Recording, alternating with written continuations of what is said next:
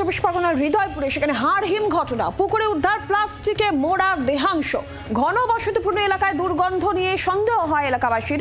বারাসাত থানার পুলিশকে খবর দেওয়া হয়। মানব দেহের অংশ প্লাস্টিকে রয়েছে এই অনুমান পুলিশ করছে।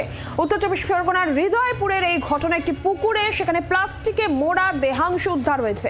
ঘন বসতিপূর্ণ এই এলাকা দুর্গন্ধ বেরোতে থাকে। এরপরই এলাকাবাসীর সন্দেহ হলে পুলিশে খবর দেওয়া হয় এবং ওই যে দেহ উদ্ধার হয়েছে সেখানে মানব দেহের অংশই রয়েছে প্লাস্টিকে মোড়া অবস্থায়।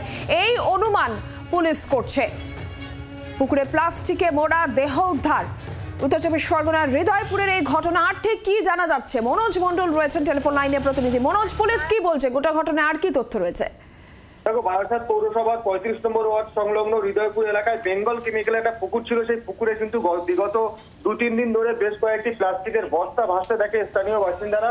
পরবর্তীতে সেখান থেকে কিন্তু যখন দুর্গন্ধ বেরোতে শুরু করে তখন স্থানীয় বাসিন্দারা বারাসাত থানায় খবর দেয় এবং বারাসাত থানা সেখানে গিয়ে বস্তাগুলো উদ্ধার করে এবং পুলিশ সূত্রে যেটা জানা যাচ্ছে এই বস্তা বন্দি রয়েছে বেশ কিছু মানুষের দেহ অংশ। অর্থাৎ এই যে পুকুরের মধ্যে যে বস্তাগুলো ভাসছিল সেই বস্তার মধ্যে যখন সেই দেহ অংশগুলো পচে গিয়ে দুর্গন্ধ বেরোতে শুরু করে তখনই কিন্তু স্থানীয় মানুষদের সন্দেহ হয় এবং পুলিশকে খবর দেয়। পুলিশ গিয়ে সেই বস্তাগুলোকে উদ্ধার করে এবং সেখান থেকে বেশ কিছু দেহ অংশ পাওয়া যায় বলে জানা যায়। এই ঘটনায় যথেষ্ট আতঙ্ক ছড়িয়েছে ওই এলাকায়।